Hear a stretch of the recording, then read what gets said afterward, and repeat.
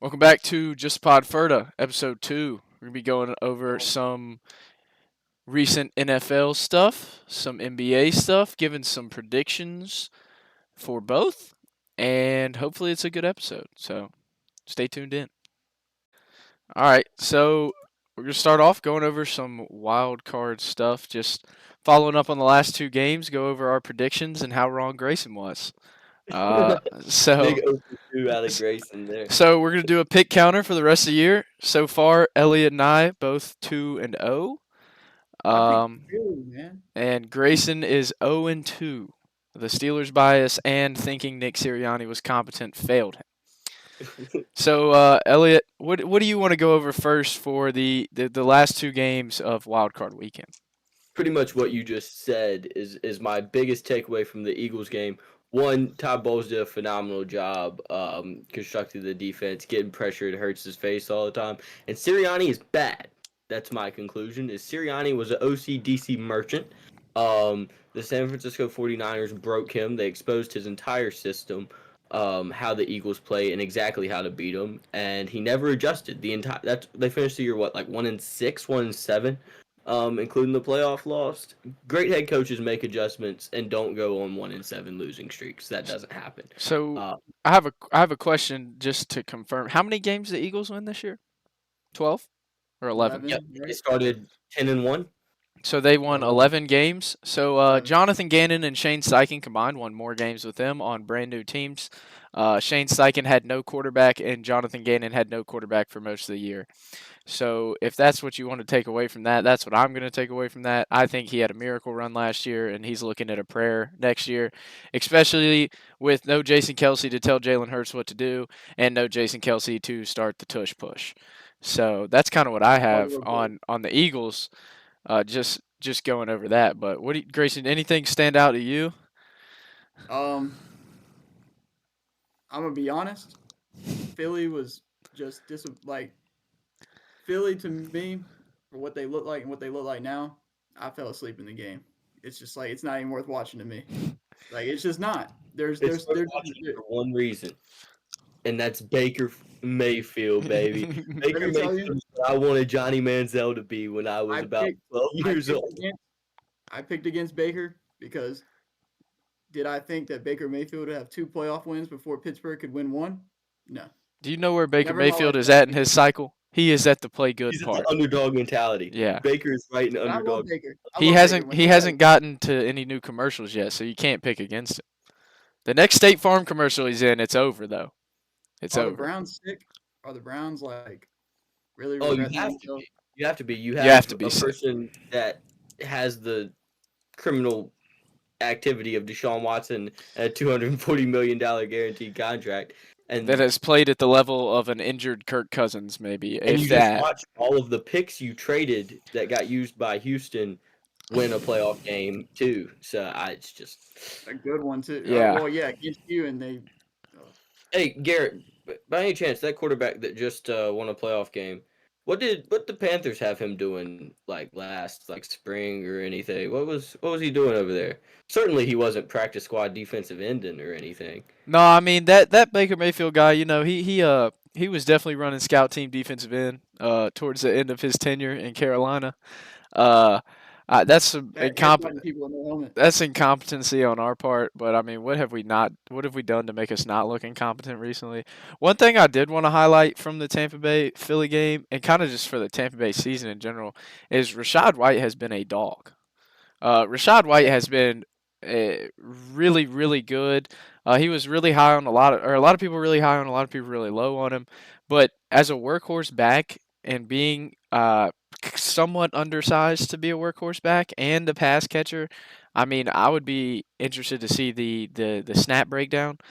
But I mean, Chase Edmonds is his backup right now, and like, I mean, 18 carries, 72 yards. He's four yards a carry, even in a super inefficient game for him. Didn't catch a lot of passes, which he did a lot of all year. But I think Rashad White's been something that like kind of held that offense together. For some unknown reason, I know that Rashad White led the league in like pass catch percentage this year. I don't know why I would know that. But. Yeah, I'm not really sure either. All right, so let's move to the game Grayson doesn't want to talk about. The really cold one that happened in Buffalo. The Bills looked pretty good for the way that the temperatures were and all of that. I'm not the biggest Josh Allen truther in the world, but no turnovers out of Josh Allen typically makes for a Bills win. Um, If Allen's not turning the ball over, that offense runs pretty smoothly at most Um, times. my first, I'll start with the biggest takeaway from the game is that Buffalo, they did the best job like I've seen in the past like 4 or 5 games that the Steelers played on keying in on Najee Harris in that run game. I mean, from the beginning, you're coming off.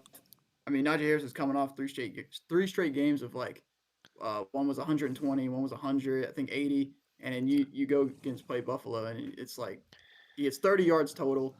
I mean, the entire game they weren't letting him get but like 2-3 yards. I mean, you couldn't. They Pittsburgh was not able to build offense off of that. That was what was working so well. That's why Mason Rudolph was able to throw downfield, score 30 points. But you can't do that when Yeah, I mean you can't do that when he you had an can't. 11-yard run, which was his longest. But if you take that away, he would have only had 11 carries for 26 yards if you Yeah, take that's away not that good. 11-yard run. Not good. And I mean, holding Pittsburgh to 106 yards of total rushing is pretty impressive considering the I way really Warren and Harris have been running it. I really did not hate, honestly, how Pittsburgh played in this game. They just had early turnovers that cost them massively. You go down what 21-0 or something like that in the first like 20 minutes of football, and it's just tough to dig yourself out of the hole. They played a phenomenal second half. They made it a game. I mean, I we did no one fell asleep for that one, you know. But early turnovers got him. George Pickens is over there throwing his helmet like he wasn't the primary cause of a fumble that turned into a one-play touchdown to Kincaid the next drive that made it that 21-0 lead. I don't know.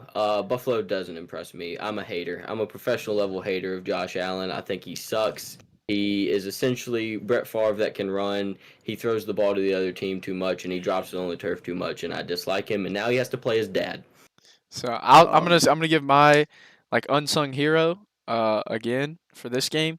Khalil Shakir has been really good for Buffalo all year.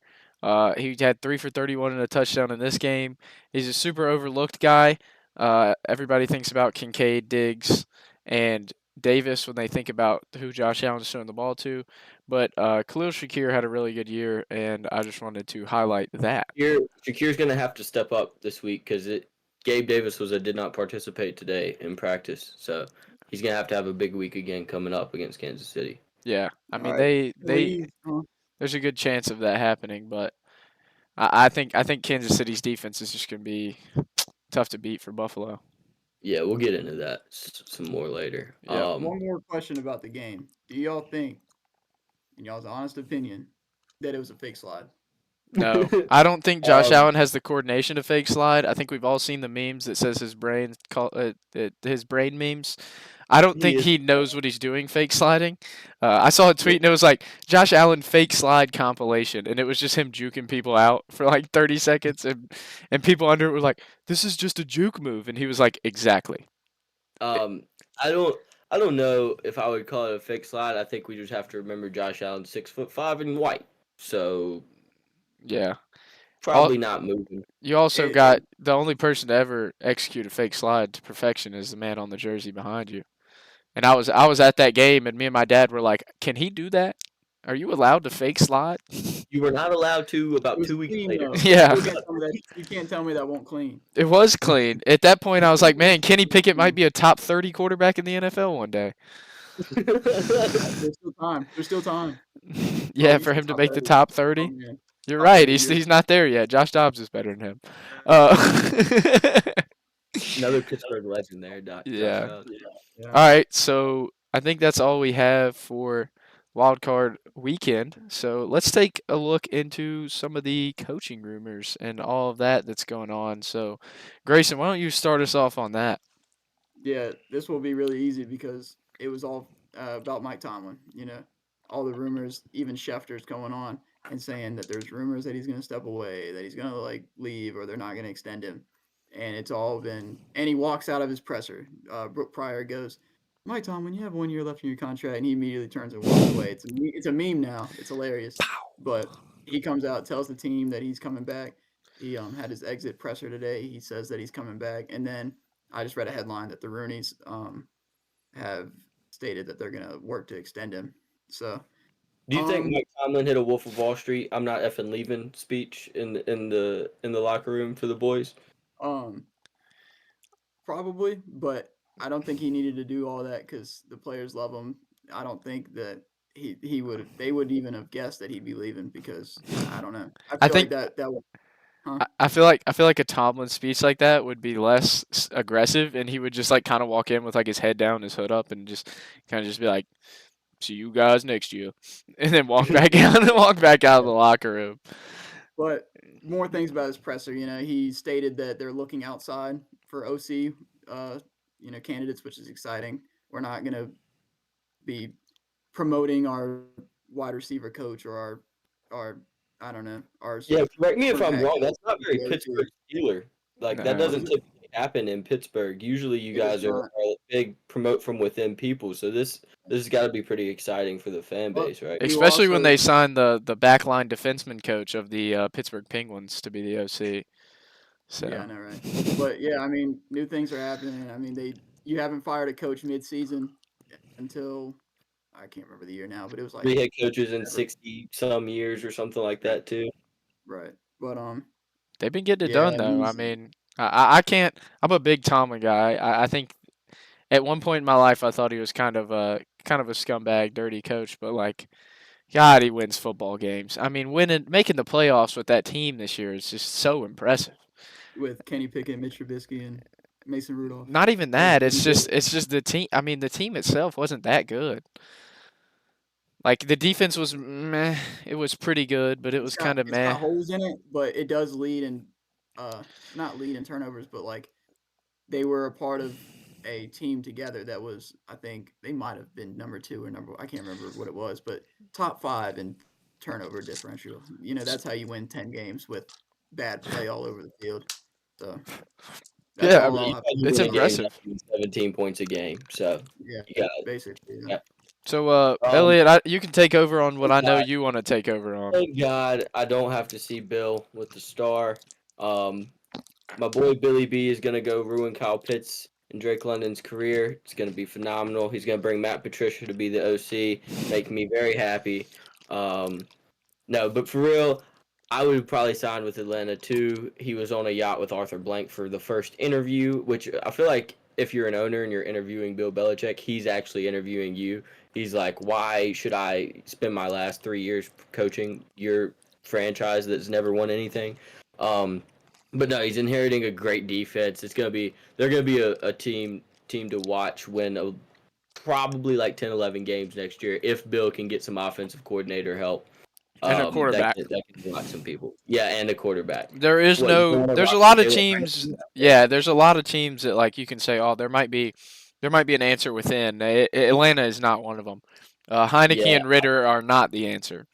I would see them maybe depending on who's available in the draft, like going somewhere there. But there's a lot of vet options out there on the market right now. You could go Russ, you could go Kirk O'Thuggins.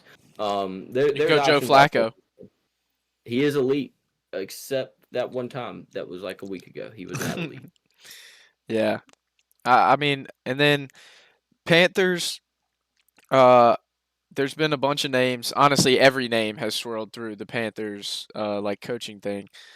Recently, they predicted us to get a guy who is not like super highly touted, but I mean, they're The saying the it's there's Bengals a OC? yeah, they're saying there's a fear of Tepper and Tepper mangling with operations and everything, and I could see that, but I also see that like by hiring the outside organization to help hire the GM, help hire the coach, I think Tepper's kind of saying at this point, hey, I kind of suck at this.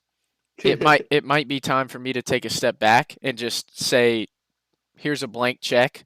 Whoever these guys think is the best option for us, here's a blank check. Anti Come get the Jerry job done. Yeah, the pretty anti much. Jerry Jones. Pretty I've much. also heard to go to my prediction from last time. I've heard a little traction on that Vrabel to Seattle thing I threw out there. That's Yeah, been making but to me say feel. he's going in for He's like the front runner, I think, right now to Yeah, Yeah, they're try looking to. at him and Dan Quinn, but Dan Quinn just got shredded by Jordan Love, which probably hurt his stock a little bit. maybe But just a little bit.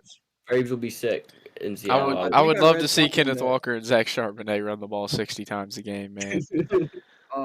yeah about Dan Quinn. I've read that Dallas is looking to keep him and McCarthy. If that's Yeah, if I think that's I Yeah, read them that today bringing back too. McCarthy.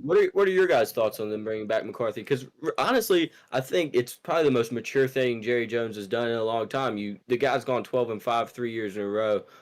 That's tough to do, regardless of who you are. And this was his first year, being the offensive play caller, I think, in Dallas, And they and were the better. offense looked really good. Like Yeah. looked really good up until the fluky game, or not fluky, but one bad game. I know that's kind of the thing that seems to trend in Dallas, but I don't know who they would have really replaced him with that would have looked better. Yeah, I have no issues with them keeping McCarthy. I'm obviously not a Dallas Cowboys fan. My girlfriend's a Dallas Cowboys fan, but so I mean I'm forced to kind of keep up with them to make fun of her, haha, when they lose, and then like just not say anything when they win. But it I think that that was a really mature decision, like you said, because I don't think that their playoff woes have been a McCarthy issue. I think it's a Dak issue. Um, I really do. I really do think it's a Dak issue. I mean, there has been good quarterbacks that can't win in the playoffs. Philip Rivers Yeah, could he's not on win in the what, year playoffs. 8? He's on Yeah, what, year 8 or year 8 or something? 9, and Philip Rivers couldn't win in the playoffs. Tony Romo couldn't win the playoffs. He could not. It's looks to be a Cowboys curse at times, but I think that McCarthy did a really good job coaching that team this year and winning ball games with a Tony Pollard who was underperforming, and I think I he did think a they good need job. an OC. I don't think he should call the plays personally. If that's what they're gonna do, they should probably bring in like a better OC. Well, they But had an OC that people thought was the second coming of OCs with Kellen Moore, and they ran him out of town, and he went to the Chargers, and he And they did were not look terrible. like the second coming there. Yeah, So I don't know. yeah. Do you Like think the Chargers go hardball? Harbaugh to me isn't a guy you hire if you want someone to really like do X's and O's, but if you need a culture builder, which I think is the problem in LA, that's where you go. So Especially, I I mean, would and they have like, I'm not gonna say Kellen Moore's a good OC or a bad OC, but they have a guy who can get the job done on offense. They have a really oh good yeah, quarterback, an extremely good wide receiver room, a regressing absolutely. running back, but Josh Kelly's good behind Eckler if it does prove that like he just Also, you wasn't. can always go running back in the third round of the draft, Yeah, I mean, like if you there's a want lot of to. good ones there too. I mean, Corum will probably still be there in the fourth or fifth, and I mean, I think he fits a Kellen Moore scheme pretty well. I think he fits Jim Harbaugh run the ball. Like he just did it. They just won a national championship Yeah. doing that. So All right, so let's move on. All right, so we're gonna get into some NBA. Uh, I think the first thing everybody probably wants us to discuss, and the first thing we all want to discuss, is the recent trade that we kind of predicted, kind of didn't. Uh, we knew Siakam was going to move. I didn't know how soon it was going to be, and I didn't know it was going to be for so much. Well, not so much. I would say for so many picks. I thought it was going to be more player based. Maybe a yeah, one or two first rounders in there, but three for Siakam seems steep, and I'll let Elliot dig into that a little bit. um, yeah, I kind of went on a rant to these guys earlier in the week when it happened the day of that. Maybe I'm just biased against like Toronto historically, and I feel like they haven't performed since Kawhi to their full potential. But Siakam, as Pat Bev says, is not a dog. He doesn't move the needle like for me personally, and I don't think Indy was in a position um where they were close enough to contend to sell out like that. Like I don't think adding Siakam with best point guard in the league right now, best pure point guard in the league, Tyrese Halliburton. I'll openly admit that. I don't think Siakam as his number 2 guy gets them above the big 4 in the East, which is like Boston, Milwaukee, Sixers, and then playoff Jimmy Butler plus role players that no one's ever heard of. I don't, I just don't see them matching up against any of those 4 teams and the other 4 teams being scared. I know Giannis does think about the Indiana Pacers while he makes love to his wife, which does lend a hand to them in terms of them being intimidating. I'll give them that, but I don't think that they were in a spot, for me personally, to to make a big splash like that. I think they should have built up a little bit more. And they lost Bruce Brown, who is like one of the best role Really players in good. the league. I love Bruce Brown. And Oh Lama well, I'll let Rose. you guys speak more on it. But giving up 3 firsts to not win a championship is odd to me. I'll say one thing really quickly to kind of go off of what you said. I think that they do match up really well against the Bucks. I think the Bucks would have a really tough time beating them in a 7 game series. I think the Heat would have a tough time beating them in a 7 game series, but I think they don't match up well against the C's. Uh, I don't see Miles Turner shutting down Kristaps Porzingis. Boston I don't see was 2 against anybody. I them don't this see year. anybody on that team guarding Jason Tatum. Yeah, Boston's 2-2 against them this year. Should be 3-1, but we got hosed on a Jaylen Brown last second foul that got Yeah. reviewed and no called. But yeah, I don't know. I agree. I love I also Butler. agree with what you said about like, I think Pascal's he's a good player. He's a great player. He's a great NBA player. But I don't know that he is a number 2 option on a championship team. Uh, I mean, I guess he was kind of the number 2 option on the Raptors team, but he kind of Nah, wasn't. playoff Freddie went Yeah. insane Uh, on their it- run. Well, they also had Fred VanVleet and Kyle Lowry in the backcourt with Kawhi Leonard doing Kawhi Leonard things. I mean, that was Kawhi's peak. I was gonna say I think that Kawhi is a better basketball player too than current Tyrese is, obviously. So More I mean, well-rounded, at least. well, Tyrese is in like his third, fourth year year. in the third year in the league, and that was Kawhi, who's Yeah. already been a Finals MVP. Like that's a guy. Yeah. Depoy, whatever. So great. Do you Anyway. have anything on that, Grayson? Like, what do you think? What do you Yeah, think? like I mentioned earlier, like early in the week, like the Pascal trade makes sense if you expect or you know that Halliburton will take a step even higher than he's already at, like that he already have. Like he's great, but needs to be a little bit more from him to like be able to sell out like that. And then one thing I would change up with their trade is like maybe you could have tried to work in Buddy Hield instead of Bruce Brown, you know? That's Or what I just thought. I like mean, I thought it was going to be more yeah, like a Buddy Hield, Jarris Walker, and 2 firsts. Like give him yeah, a give him a young power forward, give him a good shooter of the basketball, and give him 2 first-round picks. But Bruce Brown and 3 first-round picks is His steep. contract is expiring. Like the Raptors didn't have leverage there. I don't know. And the how day they- before, there was something that came out that said Siakam basically said, "If you trade me to the Mavericks, I'm going to re-sign in Dallas." exactly. Which means Exactly. that he's probably going to try to get to Dallas somehow, some way this offseason. Yeah, that was one of those too where the Pacers probably should have worked in some way to ensure he stays because you give up 3 firsts to get a 1-year rental of Pascal Siakam. Rough. Yeah, That's gonna be that would rough. definitely be a tough spot for them to be in. So looking around just the rest of the NBA, has anything since the last time we've talked really stood out to you guys or anything like that? The Lakers look like they suck less. Yeah, they did. They did. Uh, They beat the Mavericks, but they also beat the Mavericks when Le'Veon Bell bet on Kyrie Irving. That's true. So does that count? Le'Veon's just like us, for real. Just somebody's going on a run. Watch this. I'm bet the over. Is that what happens to you? So what happens to Absolutely. you? Oh, Absolutely. I will That's why say. I just started betting against my favorite teams, and then I win regardless. What do you got, Grayson? I just love the Timberwolves. I love Ant. Cat, maybe you could see a little bit more from him, but I just like him a lot. I picked him to beat the Clippers the other night. They did. I mean, and we don't know how good the Clippers have been. So, I mean, I the like Timberwolves the last Wolves. night, man, I against a really bad Pistons team, only winning by 7, meh. But I mean, Jaden McDaniels 8 for 11, Rudy Gobert 8 for 11, Cat 10 for 17. Mike Conley didn't shoot well. Ant was 10 for 24.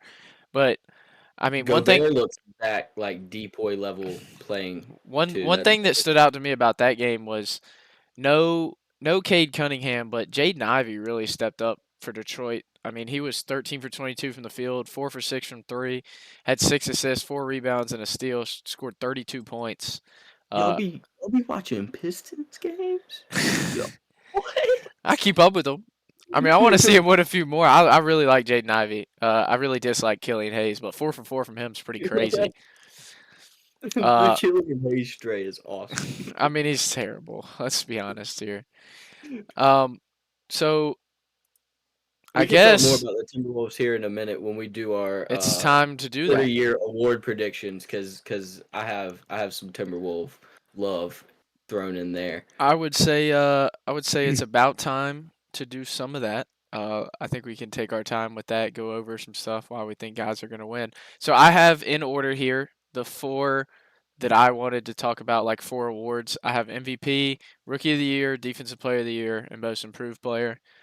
I I, have six man and coach of the year thrown in there just because I love these two people. Okay. So first off, I think we start off with the MVP debate, the great MVP debate, sorry. And I think we're going to let Grayson give his pick or picks first and just kind of go from there. Everybody will get to talk a little bit about each award.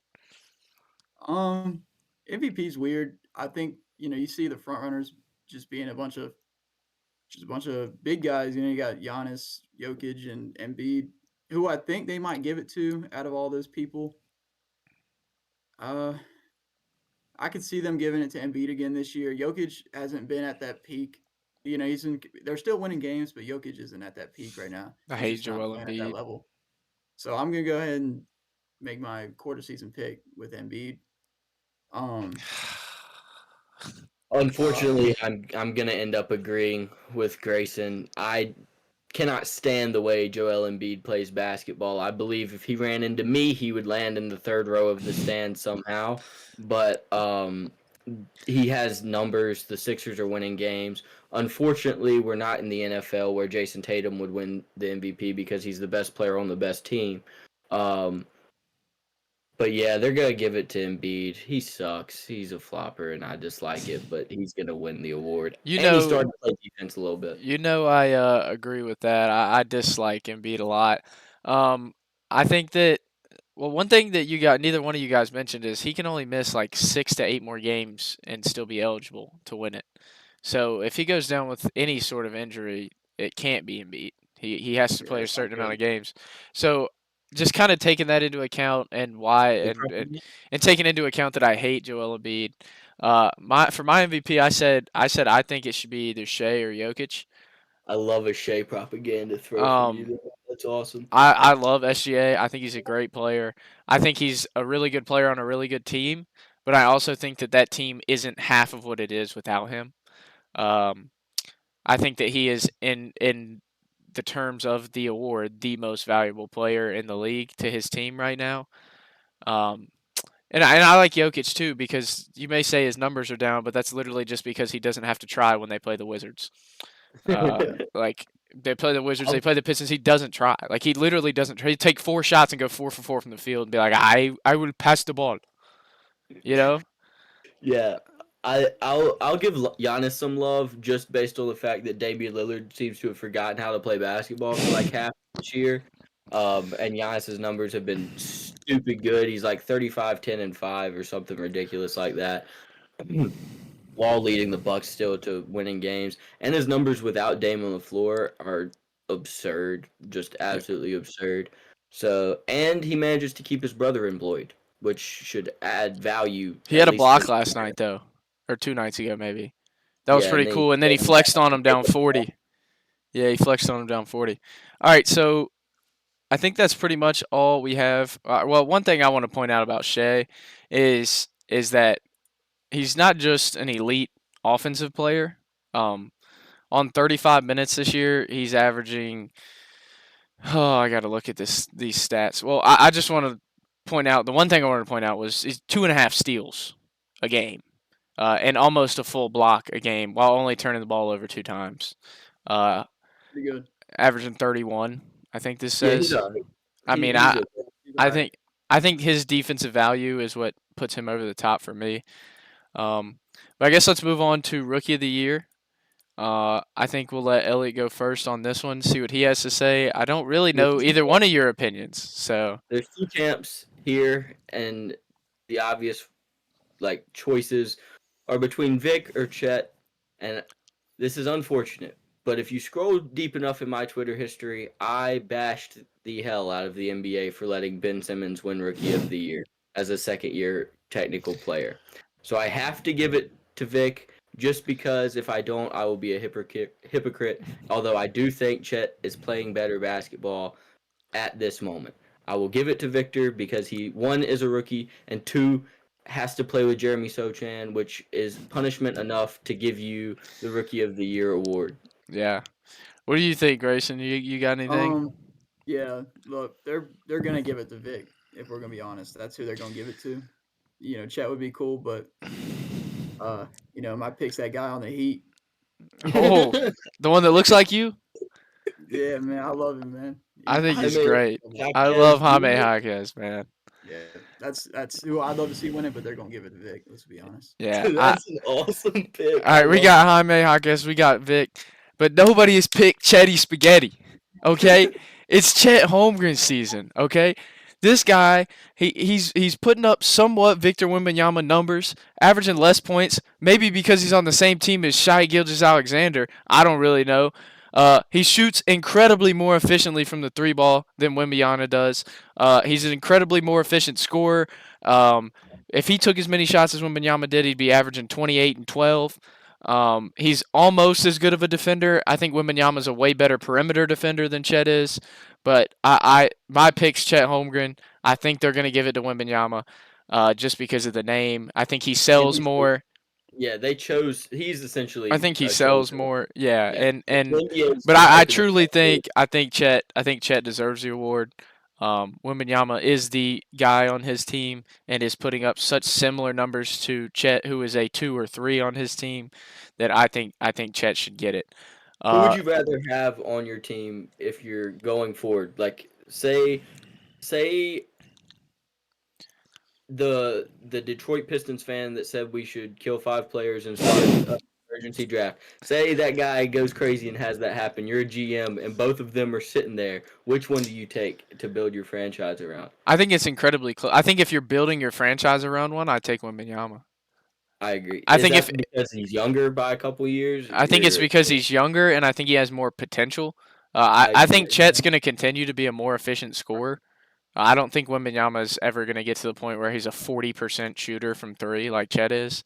But I think Wembanyama just changes he changes the floor. And I don't know. I think Chet's the better player right now, but I think Wembanyama has a chance to be the better player in the next 2 to 3 years by far. He's got way more ceiling than Chet does. Love that answer. So let's go to Depoy. Depoy's a fun one. It's always a fun one. I'm a Grizzlies fan. Jaren Jackson's not playing near good enough to get it this year, but I love a good Depoy debate. So I think I'll start this one since we let you two start the last one. So I took a look at the odds for all of these, and I tried not to pick the guys just at the top. And honestly, for this one, I don't understand why the guys at the top are at the top. The favorite is Rudy Gobert right now, who is averaging big blocks numbers. I would assume 2.1 is big. Not as big as I would have. 2.1 and not even a full steal. So my picks for that, I said it's either if it were me picking, I would pick Wembanyama, Chet Holmgren, or Anthony Davis. Wembanyama is my pick. I think Wembanyama should win Defensive Player of the Year. He's averaging a full steal a game. He's averaging a full steal a game. He's averaging 3 blocks a game, and he plays perimeter defense like a small forward, basically, I would say. It's tough to shoot over him. Even guys like Kevin Durant have struggled to shoot over him this year. I think he's my pick. I think AD's a great pick as well. 1.3 steals per game, 1.2 steals per game and 2.5 blocks a game. And then Chet's averaging almost a full steal and 2.5 blocks. So all 3 of those guys are averaging better numbers than Rudy, which may just mean nobody's going up on Rudy this year. But I think Wemby would be my pick for Defensive Player of the Year just because of the versatility. I don't think anybody else is really as versatile as he is as a defender, especially at the big man position. So, yeah, I had AD written down as my pick. I'm gonna throw out there. I believe the Timberwolves have one of the better team defenses of the teams. I had that pulled up. I'll pull it up. So that may be like if you're an anchor of the best team in the NBA, that could get you pretty high up there in the odds. But I had AD. I've always thought AD is one of the best two-way players in the league since probably like 2016, 17. I've had him and Kawhi as the two best two-way players in the NBA, and Kawhi has kind of fallen down defensively since then. But AD still gets it done on games he tries. It'll be like once every couple weeks you'll watch a Lakers game and Anthony Davis looks like he doesn't want to be there, which kind of sucks. Honorable mention to Derek White. He's the GOAT. He's the greatest guard defender of all time, not named Marcus Smart, who is shipped off to poor Grizzly land and got injured and will never play basketball ever again. But I love Derek White. He should be on an all-defensive team, but guards don't put up big blocks numbers, so they don't typically win any DPOY love.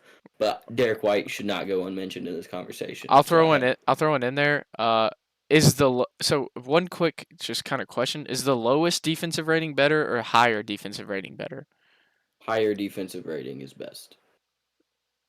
Well, if that's the case, the Minnesota Timberwolves are dead last. But if it's lower, which I think it might be, I think it's lower. Yeah, they're number one in defensive rating. And honestly, there's only one team close, and it's the C's, and they're still almost 2 full points away in defensive rating. Then from them. That would explain the Gobert. Yeah, I agree. Go ahead, Grayson. Go ahead, Gray. Yeah. We talk about you just said Rudy Gobert's blocks, being low. But you also just mentioned it too in that sentence. Like, it might just be the fact that people know that if you drive in that paint, like Rudy's gonna contest, it might send it back. So Big I'm gonna defend him a little bit there, but I'll just go ahead and make my pick 80 as well. I like that. Yeah, I mean, I watched some Lakers games, and I just can tell like I've seen him struggle a little bit on the perimeter. They seem to get by him a little bit, but he's still a force in the paint. So I will go ahead and make that my pick. And I think be careful when he's trying to guard people on the perimeter because he knows his legs and knees are made of peanut butter sticks. I think that the thing that makes those guys stand out over Rudy, like I understand Rudy, man, force in the paint. Like he's been an incredible defender his whole career. But I don't anyway. Yeah, I don't understand why steals gets overlooked so much. I think that a big man getting steals is super impressive, and the fact that Wemby and AD are doing that at such a high rate, it's not necessarily like pickpocketing. Yeah, it's getting passing lanes. But still, understanding how to do that is a big part of being a good defender. Yeah. Like you can't jump a passing lane and get pump faked all the time. It's going to put you in a bad spot. Because his wingspan is about 4 of me. But, yeah. No, the 8-foot wingspan is insane. The game that you're absolutely right. It's a massive impact on the game. All right, so next one I have is most improved player of the year. This one can be written in pen right now. So I want you to go ahead, Grayson. Go first, just because Elliot jumped on it. I'm gonna slide it to him. Then he seems excited. All right. There was one answer for this question. It should be written in pen. Everyone should turn the ballots in now. It's Tyrese. It's absolutely Halliburton. I don't think there's a question about it. Would you be surprised to know that he's about 8th in odds? That's ridiculous. That was literally gonna be my pick, Elliot. That was gonna be my pick. I'm glad you said that. The jump he's made. You had announcers last year saying that guy's not an all-star and he is a superstar right now. Yeah. I don't know what the numbers say. You see nerds that have something Muse in their Twitter bio all the time talk about aura. Tyrese has gone from that's Tyrese Halliburton to he has an aura now. Like he walks to the gym and you're like, oh, Tyrese is gonna have 20, 10, actually not even 10, 20 and 15 on no turnovers.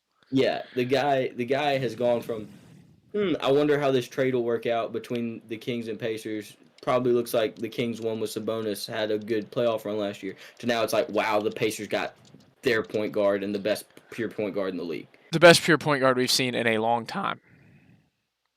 In a long time. So I don't know if we had any pick other than him. I guess I'll jump in on that. When you look at the odds, it's Maxey. Okay. Everybody likes Maxey. I think Maxey's a really good pick. He's played really well as a number 2 option on a really good team. My pick is Halliburton. I mean, you guys both know how I feel about Tyrese Halliburton. He's probably, even as a Grizzlies fan, he's probably my favorite player in the league right now. He's super fun to watch. He shoots the ball so unorthodox, but it works. And I think that it's super fun to watch a pure point play the position that we haven't seen in a long time. Like not even Steph Curry was a pure point. Yeah, he got his shots up. He's Steph Curry in theory is just an undersized two. Wow. Whoa, people are gonna like that. That's awesome. I think Tyrese to me Maxey or Halliburton. Maxey. That's why I stopped myself there. Reese and Reese. Maxey to me is the exact same player he was last year. He's just getting the touches that James Harden left now. Like I don't think Maxey actually got all that much better. His numbers might be better because his usage rate probably has skyrocketed. Yeah. But I don't think Maxey took a step as a basketball player. I think his minutes and usage took a step as a metric. Do you have anything on the most improved? Who would be your pick, Grayson, or what do you think? I already said it. Yeah, He said Halliburton. I slid it to him, but that was gonna be my pick. Yeah. So I agree with everything y'all said. I don't really have much to add. All right, so we can go to sixth man of the year, and I think that Elliot and I are probably going to have the same pick here, if I had to guess. But I have two. I was between two people, and I feel like you're on the Bogdanovich train. No, I'm on the Tim Hardaway Jr. Bang! train. Bang! That was my pick. Was Tim Hardaway Jr. I was between those two. I went Tim Hardaway. He's putting up like 18, backing up Derrick Jones Jr. on a team that needs that scoring. Like the Mavericks need the scoring off the bench. They're a 7 seed in the West. They need every win and every point they can get. And Tim Hardaway Jr. GOV legend. Yeah. He gets his shots up, and I love it. Exactly like Lou Will. I like Tim Hardaway Jr. a lot, and I think that he's one of my two picks, but I think I'm gonna have him at two. I think Malik Monk is my sixth man of the year. I love Malik Monk. I always have. I think Malik Monk brings something to that Kings team that they need. I think that his ability to shoot, spread the floor, get to the basket is all super, super important to them. Fox isn't the greatest shooter in the world, so being able to space the floor more helps. And him and Fox at the 1 and 2 together when they're on the floor together is super deadly. They're both extremely fast, and I think that's why I'm gonna go with Monk. So. Yeah, I love both those picks. This probably has like no chance of happening, but I'm just gonna go ahead and make the fun pick and say Russell Westbrook for the Clippers. I mean, I kind of like it. I don't hate it. We know it's not pretty, but you can't help to love like somebody who's the MVP actually like willingly and happily coming off the bench and hustling, getting boards. Talking trash, talking all that trash. Yeah, still dunking on people. Yes, so, sir. I mean, that's and they're a good team, and they look good. Yeah, the Clippers look good. They do look really good. The LA was trying to say it's all the Lakers. Sorry, you can't say just LA, but the Lakers were trying to say that Russ was the issue, and now if you try to use him correctly and not blame him for everything, hey, look. Yeah, they absolutely scapegoated him. They scapegoated the hell out of Russ. I did too, though, because I hated Russell Westbrook for taking James Harden's MVP. But so now it's time to talk about one that I'm going to let Elliot go first on again. Coach of the Year. This will be the last one we go over. Elliot, I feel like I know maybe who you're going to pick, but we'll see what you have to say. Against all odds, I did not pick a Celtic for any award. Wow. Joe Mazzulla, you are not my Coach of the Year because it is Chris Finch out in Minnesota. Yep, that is the answer. Shout out to the Timberwolves. I don't think anyone had them. I think everyone had them like as a middle of the pack kind of team in the West, like probably 4 seed at their best, 7 seed, 8 seed at their worst. He's got them 1-2 the entire year, most of the year leading the West. They look like they're playing phenomenal basketball. He's got the defense as the best one in the league we just discovered. He's got Anthony Edwards leading the offense, Cat playing phenomenal, Gobert's holding out the paint. The T-Wolves look amazing, and Chris Finch is the best coach in the league with what he's done with them this year. Yeah, I like Chris Finch. That was my pick as well. I do have a sleeper, just kind of depending on how the rest of the year goes. Will Hardy from the Utah Jazz. I think that if they somehow pull it together and end up as like maybe a 5 or 6 seed, he's got a shot. It's a fighting shot for sure because Finch has done an incredible job. But I think that Hardy has done a good job with a roster that he has kind of found the depth on. Nobody was going to look at that roster at the beginning of the year and go, God, the Jazz are deep. Santi Fontenecchio's a great wing. You know what I mean? Like, His no, son's on his like sixth team, and he's getting valuable minutes over there. You know, yeah, I think that he's got a chance. Maybe if they finish the year strong. I just wanted to highlight what a job I feel like he's been doing this year. But for me, it's Chris Finch. Yeah, I feel like Elliot's been reading my mind because that was gonna be my pick. I mean, y'all have already said everything. I again, I'm gonna say it again. I love the Timberwolves and what they're doing. So that's all I got. All right, so I think that's all we got on NBA stuff. We'll get into one smaller thing, but it's not a small thing. We all know the GLV is a big thing. We'll get into that after we go over some college hoop stuff. So we're gonna get into that here in a second. So getting into some college hoops now. Elliot's gonna kind of take the lead on this. He's probably watched the most out of all of us this year. So I'm gonna let him go ahead and take the lead. yeah. First thing I'm gonna do is I'm gonna shout out my Who's for beating that garbage team out west full of farmers and engineers. Tech, you suck. Die essentially, but we can't win on the road, so UVA is irrelevant. We're 0-4. Wake and NC State bent us over. First team I want to highlight, a team I love, a team that demolished said Who's I just talked about, is Memphis and my boy Penny Hardaway out there. They are playing amazing. They've got big wins over A&M, Arkansas, UVA, Clemson, and their schedule is pretty much damn near a cakewalk for the rest of the year. They have a bad loss to Villanova and a close loss to a really good Ole Miss team by 3 at Ole Miss. But the only tough games they have left on their schedule are playing FAU twice, and FAU is actually my next point. FAU is maybe the weirdest team I've ever seen play college basketball. They beat Arizona. They demolish some good teams. Like, I think they beat Virginia Tech by like 40 points. Like, they just run the score up. They're coming off of a Final Four appearance. Like, sometimes you watch FAU and you're like, wow, this team is phenomenal. And then they lose to Bryant College. Um, And they play a lot of teams in their conference that they shouldn't be playing close, really close. Like yeah, USF's not a great team. They're not a bad team, but they're not a great team, and they had to beat them in 4 point overtime win. Yeah, recently. Yeah. bad. So for that reason, I'm kind of out on FAU. I don't know if they repeat their Final Four type success. This whatever the opposite of a bounce back is, so a little bit of regression is what I'm seeing out of FAU. It's kind of sad. I really liked their team last year. Watching them in SDSU make deep runs was awesome. Team that did have a phenomenal bounce back though, and I've unfortunately really enjoyed watching, is North Carolina. They've played such good basketball. They have neutral site losses to UConn and Kentucky, which kind of but those are early season tournament games. Um, those typically don't actually bear any sort of reflection on your team identity by March time. But And what do you RJ guys RJ think? Davis RJ Davis has been incredible this year for Carolina. Uh, Yeah, and Caleb Love has not been for Arizona, so yeah. that's I think good. I think Caleb Love played a brand of basketball that didn't fit Carolina super well. I think it kind of hindered Davis last year. I think Davis has been able to just step And in. 40-year-old Baycott's back, Yeah, and he's been able to step into his own, play a good game. I think they're a dangerous team. That's not a team that I'm deathly afraid of, but I think that's a dangerous team if they're playing their best basketball come March. yeah. Um, So who do you guys think is who's like a front runner for you, like a very solid pick you think to have a deep run in the tournament, and then who's one like dark horse team that'll stand out for you guys? okay, so I'm gonna go with. I mean, it's probably a pretty obvious pick. I love UConn.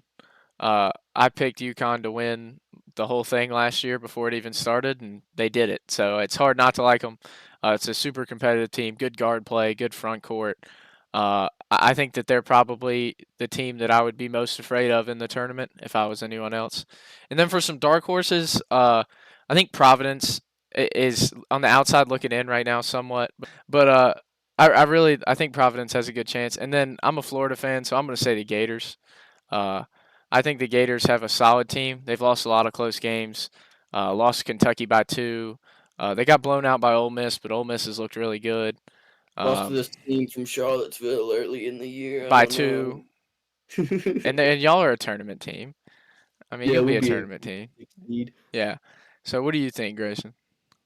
Yeah, I mean, I haven't watched enough college hoops to make like a clear front runner or real dark horses, but for basketball, college hoops at least, big UVA guys. So like, hey, let them get in, and we'll see what happens. That's what I'm gonna Oh, say.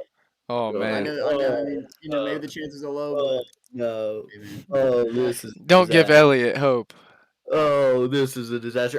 No Kihei Clark makes me think that there is hope though, because No K.A. Clark. pain.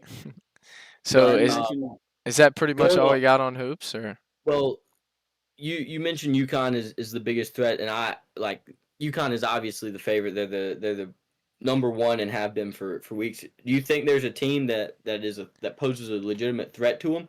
Uh, in my opinion, I think out of they've lost 2 games this year. Seton Hall's a solid squad, obviously, but I think Kansas poses a somewhat of a threat. I think Kansas is a really good team and could make a really deep run down the line. I think Dickinson's really solid. I think that team has a real chance to win it all. And if I'm UConn, that's probably one of the teams that I don't want to run into before the Final Four. So mine, the only threat I had listed is National Player of the Year Zach Edey's Purdue. And the reason is not because Purdue's particularly phenomenal, but historically, when a team loses to a 16 seed in the tournament, they win the national championship the next year. That's a 100% win rate for teams the following year after they lose to a 16 seed. All right, so GLV player of the night. Bang, bang, bang, bang, bang, bang, bang. Aye. 3 to the dome. This guy didn't score a lot of points because he never scores a lot of points. Dylan Brooks is your GLV player of the night for January 17th. As we were recording this on the 18th, you know what I'm saying? Former Grizzly, don't love the guy, but I love a good GLV night. 13 shots, that's always good. You got to pass that 12-shot threshold. 40 minutes, he's out there for a bang, while. He's out there for a while. 0 Bang. assists. Stop it. bang, Stop it. That's what we bang. love. Good for an 84.56 GLV rating, just under Tim Hardaway's from the last podcast. So shout out Dylan Brooks. Great job. Keep shooting the pill. All right. All right, Elliot, go ahead and take the lead on All the right. trivia. As great as Garrett made me want to die last week, I decided to not be easy on the fellas like I would have been. I have on the left every Pittsburgh Steeler first round pick since the year 2000. On the right, I have every Carolina Panther first round pick since the year 2000. After their first wrong answer, I will unveil the positions. After their second wrong answer, I will unveil the college. Um, it has the pick number that they were selected at and the year already given. I'm thinking we'll do 5 incorrect answers and see who clears the more of their board. All right, rock, paper, scissors, Grayson. Here we go. You ready? Call it out, Elliot. Rock, paper, scissors, shoot. Hey, Grayson gets to go Grayson. first. All right, Grayson, you're on the left. All right, so I just got to name the player. Name the year first, and then the player, obviously. All right, 2023, Broderick Jones. Bang! 2023, Bryce Young. Bang! Yeah, I felt like this was gonna start off pretty hot. 2022, Kenny Pickett. Bang! 2011, or no, yeah, 2011, Cam Newton. Bang! 2017, TJ Watt. Hold on, I gotta get my list up because I stopped knowing the answers. You're All right, good, you're what'd you say? I'm sorry. 2017, TJ Watt. Bang! let, Garrett, me, let me think here. I don't know what year it was, but I believe 2021 is Ike Ekwonu. Yeah. Wait. Nah, I think you're off. 2021 is not Ike Ekwonu, but that unveils the position list for you. Okay. Oh man. Oh, I'm cooked. Well, not really. Oh, I'm an Yeah. idiot. All right, am I good? Yeah. Yes, sir. All right, 2019, Devin Bush. It's right. Bang. All right. So 2020, Congratulations. 2022 is Ike Ekwonu. You are correct. 2018, Terrell Edmonds. Pick Oh, he's 28. hot. He Oh, is he's hot. so hot. He's hot. Oh, he's so hot. 2021, J.C. Horn. You are correct. Who is 2021? I'm drawing such a blank right now.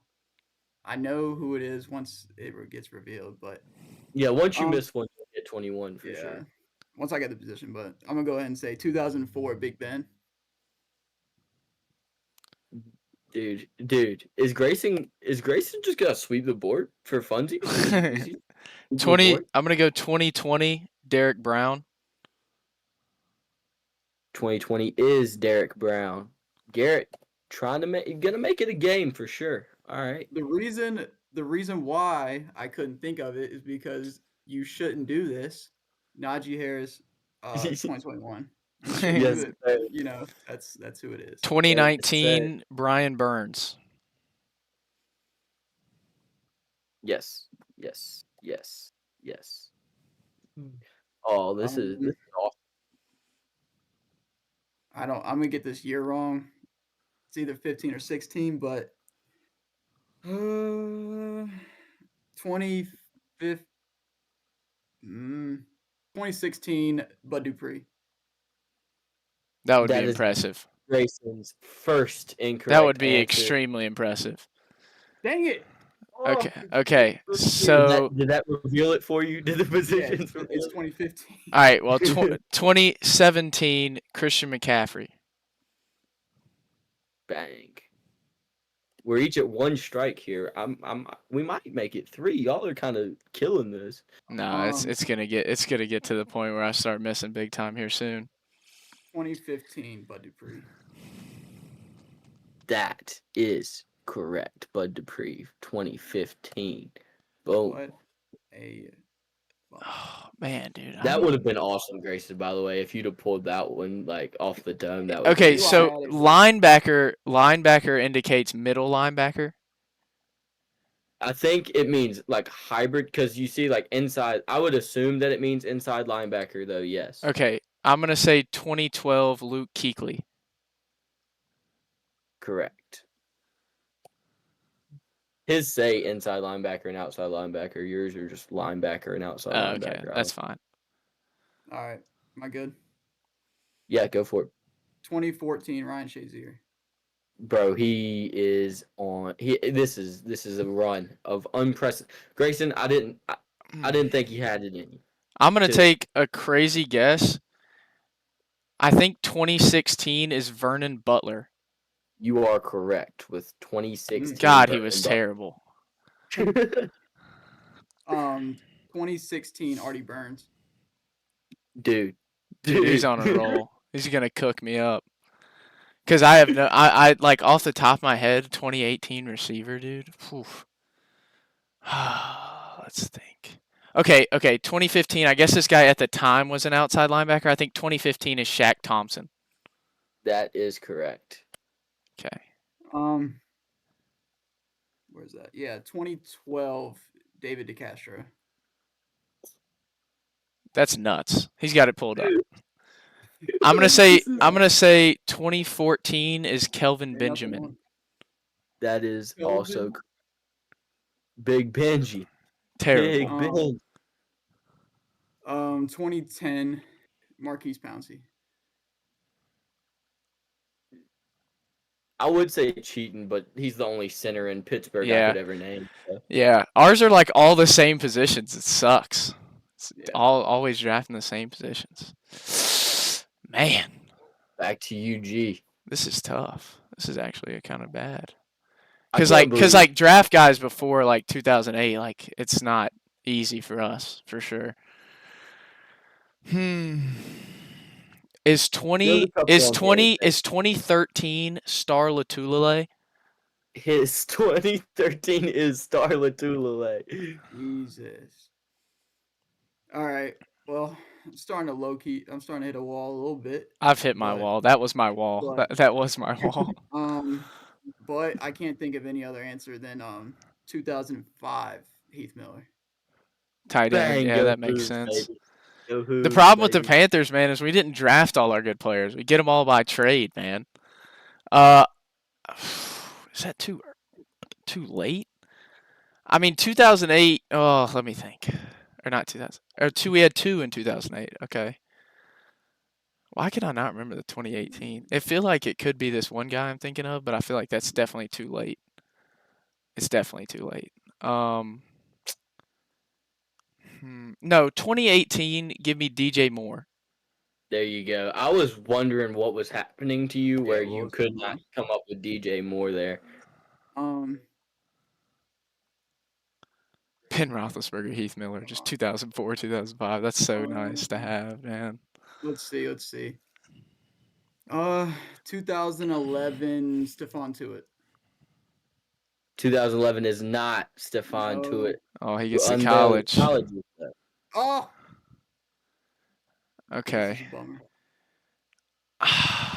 Man. Let me think. I'm going to say 2006 is D'Angelo Williams.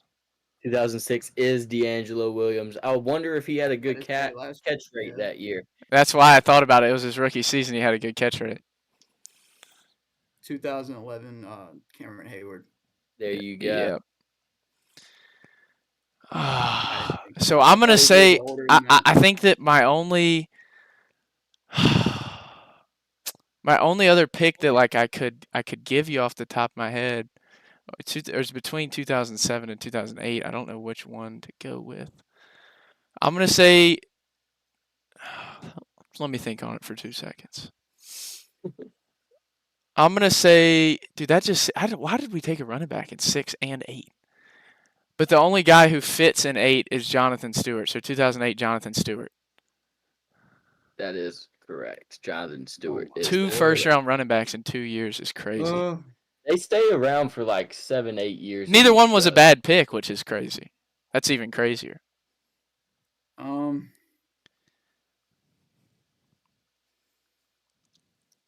I feel like the only person that makes sense here, let's say 2008 is Rashard Mendenhall. 2008 will be Rashard Mendenhall. Okay. I'm gonna. I does don't not know. like football players. This is a far out guess, but I'm gonna say 2007 is John Beeson. 2007 is Sean Beeson. You have it pulled up. I don't have it pulled up. Who You are see these me staring at the screen. John Beeson was a pretty good linebacker for like probably 6, 7 years too. I'm getting to the point where I'm gonna start not knowing any. So that 2002 guard. I can't remember the first name, but his last name is like Fineka. It is not Alec Fineka, no. So if I get this right, I'll win. No, we said 5. We said 5 strikes. Okay. Yeah, Right. we said 5. Okay, well then I'm gonna guess. I don't know if he was a linebacker or what he was. Kind of like a hybrid. And I don't know if it would be 01 or 05. In the 2008 tackle, I feel like I should know. I'm going to say 2001 Mike Minter. 2001 is not Mike Minter, but Okay. you will have unveiled the colleges if it'll let me pick them. Okay, oh, no. Yeah, I was way off. I didn't see any of the names. All right. Okay. Hopefully that didn't Jackson State. If you start ripping these off, then I'm going to be a little. No, I only know one of them because of the college. I don't think I know any of the other ones. Yeah, Yeah, in hindsight, I probably should have unveiled colleges first and then positions after. Positions Yeah. is It's all right. way It's all right. more- Colleges don't really help me if I'm gonna be honest. Like it did nothing for me. It's all right. Um, I know I'm gonna get one more off the college. let's go ahead. Let's go ahead and guess that 2008. What?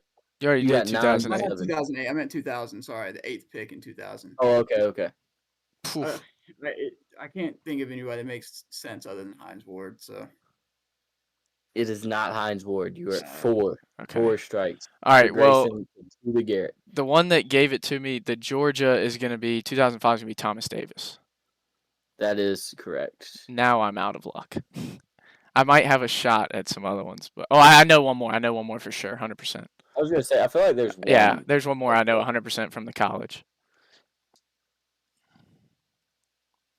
Down to your last strike here, Grayson. Can he go on a miracle run here? I swear. Don't tell me that 2006 was. Yeah. Don't tell me 06 was Hines Ward. I know who It is I know not. who it is. That Can is I guess the- his that since is- he's out? Because I know I'm getting Uh, mine right. So can I tell him who that is? No, I'm just kidding. I have no idea. Who it is. I'm gonna give Okay. you. I'm gonna Okay. let you try to clear your board, Okay. and then I'm gonna Okay. give Grayson any last guesses on his, Okay. and then we'll 2002 is Julius Peppers. Yes. I win? Do I win? Yeah. Yay! All right, so I'm gonna guess 2004 is Charles Godfrey. 2004. 2004 is not Charles Godfrey. Okay. Let me just look and see if I would know any You want me more. to? Yeah, tell do you it as who I it is? guess it. Yeah. All right, that is a Chris Gamble. Chris Gamble. That was it was between the two of them. I didn't know which one it was. There's no way I'm gonna know a tackle from 03. Miami. Is 2001 Dan Morgan? 2001 is Dan Morgan. I've literally never heard of that person before in my entire life. So it's crazy we picked two guys from Utah. That's hilarious. I would never be able to tell you a 2003 tackle. I should know the 08 one though.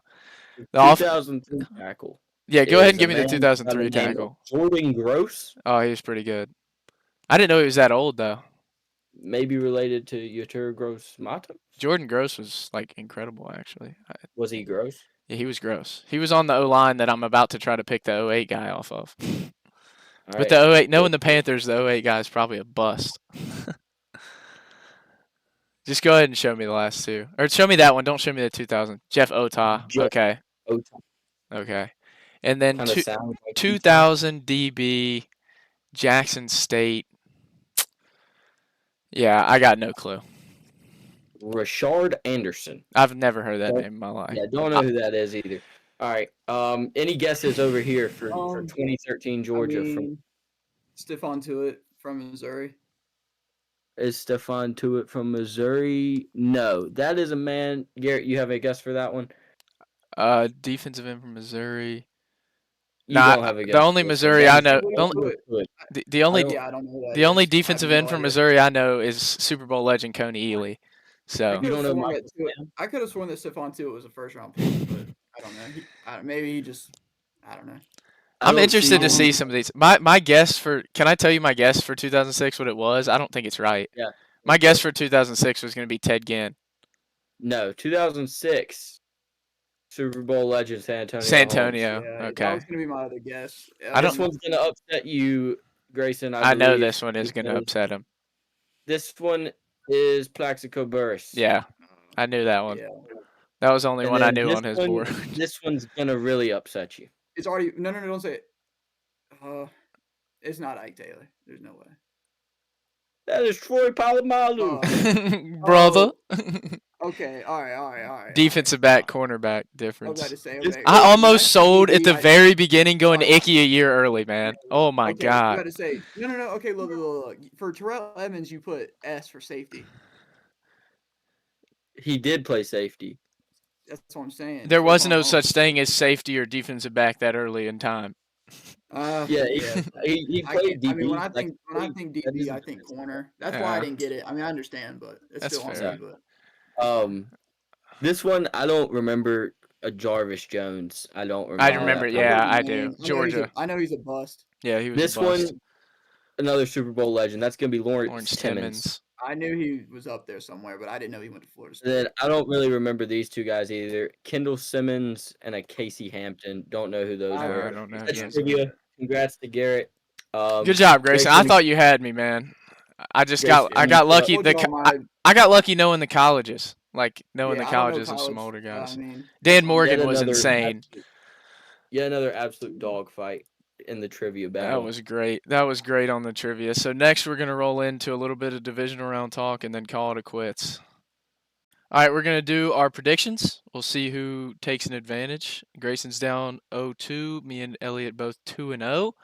Moving into the divisional weekend, we're gonna start off with Green Bay, San Francisco on Saturday. Why don't you go first, Grayson? I'm gonna take San Fran. I think the defense is gonna handle it. That's all I gotta say. Yeah, San Fran is going to be my pick too. It's Joe Barry, the moron, versus Kyle Shanahan. Too smart for his own good sometimes. But I'm going to take the Shanahan-led team over that I'm gonna every. go. I'm gonna go with the 49ers as well. I think Green Bay has a better chance than people are saying.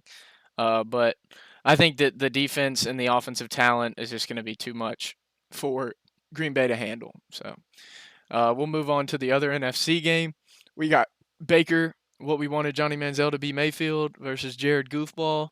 Uh, we'll start with Elliott this time. Yeah, Lions secondary not good. I think Mike Evans cooks. And as long as Baker gets protected, Aiden Hutchinson's not in his face. I'm actually gonna go Bucks here in Detroit. They do play in a dome, so the weather will not be a factor, unlike that one reporter said. I'm gonna go Bucks. Why not? Whew. What do you got, Grayson? I'm I'm just gonna take it to the bank, Lions. Uh, Whew. I mean, they're my pick to come out the NFC. So Lions. Um, I think it's going to be a really close game. I think it's going to be a hard fought battle. I think it's going to be punch for punch, blow for blow. But I think Baker Mayfield is going to get it done. I think they're too hot to stop. I think Detroit is too streaky. I Yeah. think that it's about time that they lose that one random game. And I think Dan Campbell might do some stupid play calls to get it done. Although I love the guy, but I think the Bucks come away with that one. So we're gonna go to Houston, Baltimore, and I'll start off with this one. I think it's gonna be close. I think it's gonna be a really good game, but all in all, I think Baltimore takes it. I don't know if Houston's got a great defense, but I don't know if they'll slow down the run enough, and I don't know if Houston's gonna be able to obtain enough yards against Baltimore's defense. But it'll be interesting to see. I hope it's a Stroud versus Lamar game, and I hope it comes down to the wire. But I got Baltimore. Yeah, I'm gonna go Baltimore. Not be, but like in completely ignoring offenses. Really, I just trust Roquan Smith and Patrick Queen to just absolutely bottle up Houston's O. And It'll Marlon be Humphrey, unfortunate. Yeah, Houston's D probably has Kyle a shot at Hamilton. stopping the run, but I'm gonna go Baltimore on this one too. Yeah. Well, what I really like about this game Oh no. is that we've seen this before. You rest Lamar for 2 weeks, and then you lose to Ryan Tannehill. So why couldn't CJ Stroud do the same? Uh oh. Grayson likes opposing Give us, me the man. Texans. I Give love me it. the Texans. All Give right, me the I- Texans. we're gonna If they can go. protect CJ, they win. We're gonna go to a Sunday's game. Kansas City Buffalo. I'll start this one out too. Why not? I think Kansas City's defense is too much for Josh Allen, and I think Patrick Mahomes owns them in the playoffs, and I think Kansas City marches into Buffalo and takes it. Yep, pretty much everything you just said. The Bills are gonna have to try to pound the ball against the best defense Patrick Mahomes has ever had. The Bills are also missing their corner Benford, their linebacker Bernard. Gabe Davis was a DMP today. I think they're missing some key pieces that can stop Patrick Mahomes. and they're missing a key piece on offense to combat Patrick Mahomes. And I think the Chiefs go get it done. Plus, the NFL needs Taylor Swift making out with Travis Kelce under some confetti. They need it. Yeah. I'd love to pick the Bills, but it's just too many injuries on that team, so I'm gonna pick the Chiefs as well. All right, well, that's going to wrap it up. All right, thank you guys for watching. That is episode 2, and we really appreciate it. We'll see you guys on Monday.